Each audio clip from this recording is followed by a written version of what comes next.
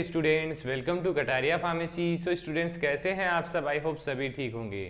तो हम स्टडी कर रहे थे B pharma third semester pharmaceutical organic chemistry second. इसकी हमारी यूनिट सेकंड चल रही थी। तो सेकंड यूनिट में हमने फर्स्ट जो लेक्चर देखा था उसके अंदर हमने डिटेल स्टडी की थी फिनोल के बारे में। फिनोल रिलेटेड जो भी टॉपिक्स थे हमने उसी लेक्चर में कवर किए थे। तो वैसे ही उस लेक्चर को देखते हुए आज के इस लेक्चर में भी हम बात करने वाले हैं सेकंड जो चैप्टर है हमारा एरोमेटिक एमीन्स के बारे में। एरोमेटिक एमीन्स के बारे में डिटेल में हम स्टडी करने वाले हैं इस लेक्चर के अंदर। कंप्लीट इस चैप्टर को हम कवर करेंगे। तो आप लोग वीडियो में एंड तक बने रहना जिससे ये टॉपिक भी आपको समझ में आ जाए, और अपने दोस्तों को ज़्यादा से ज़्यादा वीडियो को शेयर करें। और अगर आप चैनल पे न्यू हैं तो चैनल को सब्सक्राइब जरूर कर लें। जल्दी इस सब्जेक्ट को कंप्लीट कराएंगे, देन आगे वाले जो सब्जेक्ट हम कवर करने वाले हैं। तो बने रहिए हमारे साथ। स्टार्ट करते हैं एरोमेटिक एमीन। अब नाम से ही आपको पता लग गया होगा कि एरोमेटिक एमीन क्या नेम है। एरोमेटिक का मतलब बेंजीन रिंग। बेंजीन रिंग को हम क्या बोलते हैं? एरोमेटिक। और एमीन क्या होता है? NH2 NH3 जो होता है हमारे एमीन्स होते हैं। तो वो अटैच होंगे किसके साथ? एरोमेटिक रिंग या बेंजीन रिंग के साथ। इसलिए इन दोनों को कंबाइन करके हम क्या बोल देते हैं? Aromatic amine. अब इनकी क्या क्या प्रॉपर्टी होती है, क्या बेसिसिटी होती है, क्या कौन से सब्स्टिट्यूएंट्स अफेक्ट करते हैं, क्या एग्जाम्पल है, वो सब कुछ हमें देखना है। तो aromatic amine are very important class of nitrogenous compound, क्योंकि एमीन प्रेजेंट है, एमीन में होता है NH3 NH2, तो ये नाइट्रोजीनियस कंपाउंड है which can be regarded as derivative of ammonia, in which ये डेरिवेटिव होते हैं अमोनिया के, इन which one or more hydrogen atom have been replaced by aryl group और एरोमेटिक एमीन। इसके अंदर जैसे कोई भी हाइड्रोजन ग्रुप रिप्लेस होके क्या अटैच हो जाता है उससे? Benzene ring.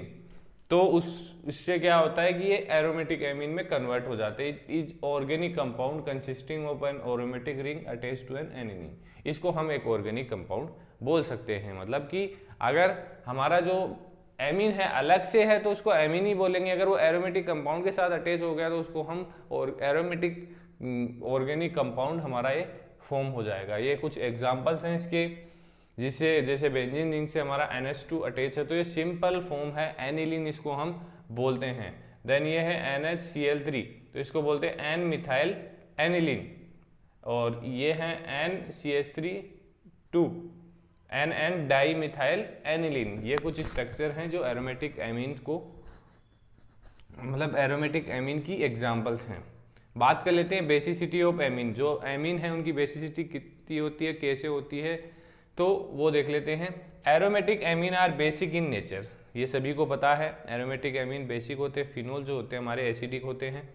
Due to the lone pair of electron on the nitrogen atom. इसमें क्या होता है कि जो नाइट्रोजन एटम है उसके ऊपर लोन पेयर्स प्रेजेंट होते हैं, क्योंकि lone pair electron withdrawing group होते हैं। तो जो इलेक्ट्रॉन विड्रॉइंग ग्रुप होंगे तो वहाँ पे बेसिसिटी ज़्यादा होगी।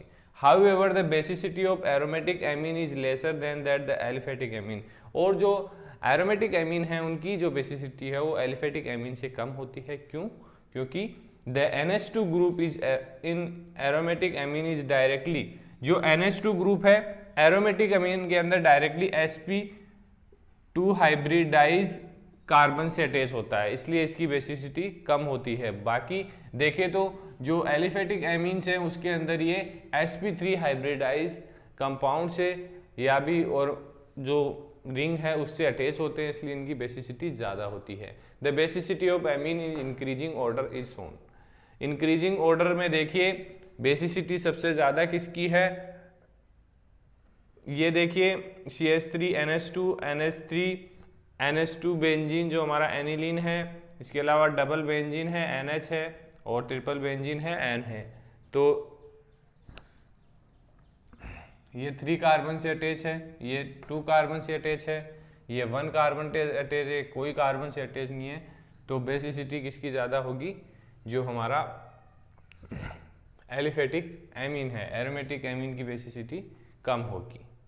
बात कर लेते हैं effect of substituents on basicity, कि ये जो कंपाउंड यहाँ पे अटैच होंगे, इसके अलावा एमीन के अलावा कोई भी कंपाउंड बेंजीन रिंग में अटैच होता है तो वो क्या इफेक्ट करता है बेसिसिटी पे।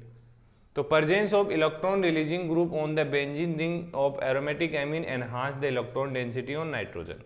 अगर कोई भी ऐसा ग्रुप प्रेजेंट होता है एरोमेटिक बेंजीन पे, एरोमेटिक एमीन रिंग पे, तो वो क्या करता है, एनहांस करता है इलेक्ट्रॉन डेंसिटी ऑन नाइट्रोजन, दस इंक्रीज द बेसिसिटी, इस कारण से बेसिसिटी इंक्रीज होती है। On the contrary presence of electron withdrawing group reduce the basicity of amine. Electron withdrawing group अगर प्रेजेंट है जो एरोमेटिक एमीन है उसके ऊपर, तो वो बेसिसिटी को कम कर सकता है। The basicity order of different substituted amine is shown below. ये हमारा एनिलीन के साथ NO2 अटैच है, इसकी बेसिसिटी है 13, और NH2 प्लेन है हमारा जिसकी बेसिसिटी यहाँ पे ज़्यादा है, और ये हमारा OHCH3 है, इसकी और भी ज़्यादा है। तो इसमें देखिए कि ये इलेक्ट्रॉन विड्रोइंग ग्रुप है, तो इसलिए इसकी बेसिसिटी थोड़ी ज़्यादा हो रही है, इसकी कम हो रही है। तो ये कुछ effect of substituents on basicity थे। अब आगे एक टॉपिक हमारा है एरिल डाईएजोनियम साल्ट, इसके जो आगे है वो देख लेते हैं हम, जिसके एरिल डाईएजोनियम साल्ट। तो जो एरिल डाईएजोनियम साल्ट है, मतलब कि जो हमारे एमीन्स होते हैं, एरोमेटिक एमीन्स होते हैं, उन्हीं का एग्जाम्पल है, जो बेसिकली बहुत ही इंपॉर्टेंट है। इसका यूज भी किया जाता है डिफरेंट जगह।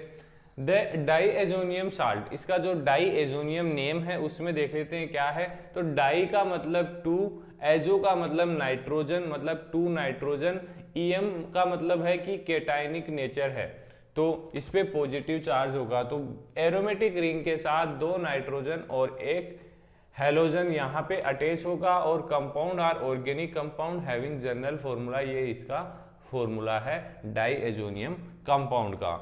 अब इससे कुछ भी रिएक्ट करवा सकते हैं हम और फॉर्म कर सकते हैं। सिंपल फॉर्मूला हो गया बेंजीन डाईएजोनियम क्लोराइड। तो इसके सिंथेटिक यूजेज क्या क्या है, कहाँ कहाँ इसका यूज किया जाता है वो देख लेते हैं। They are use for manufacturing azo dyes. Azo dyes जो बनाई जाती हैं इंडस्ट्रीज में, उनमें इसका यूज किया जाता है। They are also use for preparing some important halogen substituted arene. Halogen substituted arene बनाने के लिए भी डाईएजोडाइज का यूज किया जाता है, क्योंकि यहाँ पर हैलोजन अटैच करके हम इजीली डाई एरिन्स बना सकते हैं। They are use as intermediate for preparing numerous valuable aromatic compounds. Aromatic compounds को फॉर्म करने के लिए भी इसका यूज किया जाता है। They are use in various industries for preparing significant organic compound such as M bromotoluene और एम ब्रोमोफिनोल। इनके फॉर्मेशन के लिए भी, इनको प्रिपेयर करने के लिए, इन टू कंपाउंड्स को प्रिपेयर करने के लिए भी डाईएजोडाइज का यूज किया जाता है। तो ये कुछ इसके सिंथेटिक यूजेस थे जो हमने यहाँ पर आपको बताए हैं। तो ये जो लेक्चर था इतना लॉन्ग नहीं था, बस कुछ ही टॉपिक थे इसके अंदर समझने वाले। बाकी आपको वीडियो अगर समझ में नहीं आई है, कोई भी डाउट है, तो एक बार फिर से इसको देखना, और अगर फिर भी डाउट है तो आप कमेंट करके बता सकते हैं, और टेलीग्राम ग्रुप ज्वाइन कर लीजिए, वहाँ जाके मेरे से कॉन्टेक्ट कर सकते हैं। तो बने रहिए हमारे साथ, मिलते हैं नेक्स्ट वीडियो में। सेकंड जो हमारा नेक्स्ट जो चैप्टर होगा वो होगा एरोमेटिक एमीन्स। ये था, सॉरी, ये एरोमेटिक एमीन वो हमारा एल्फेटिक एमीन होगा। तो वो देख लेते हैं कौन सा टॉपिक है, इसमें थोड़ा कन्फ्यूजन है, देखना पड़ेगा मुझे सिलेबस में।